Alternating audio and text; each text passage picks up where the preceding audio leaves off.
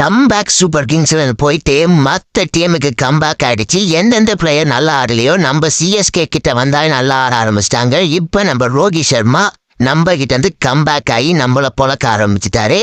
அதுக்கப்புறம் சிஎஸ்கே ஃபேன்ஸோட ஒரே ஒரு நம்பிக்கை என்னன்னு பாத்தீங்கன்னா நம்ம ஆயுஷ் மாத்ரே. இந்த பையன் வேற லெவல் இன்டென்ட்லான்னா வந்த ஃபர்ஸ்ட் பால்ல இருந்தே சூப்பரானா.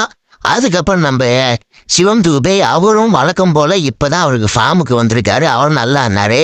நம்ம ஜடேஜா கொஞ்சம் ரன் அடிச்சிருந்தாருன்னா ஓரளவுக்கு நம்ம சிஎஸ்கே நல்லா ரன் அடிச்சிருப்பாங்க. இந்த ரன்லாம் ஃபர்ஸ்ட் 10 ஓவருக்கே பத்தாதுன்னு சொல்லிட்டு நம்ம ரோஹித் சர்மா பாரபட்சம் பார்க்காம 6-4 பறக்க விட்டாரு. அதுக்கப்புறம் சூரியகுமார் யாதவ் இவகிட்ட சொல்லவே தேவையில்லை. அவன் 4 பக்கமும் சொல்ந்து அடிக்கிறான்.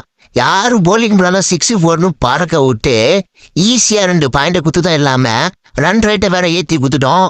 இந்த வருஷம் நம்மளுக்கு இல்ல போல.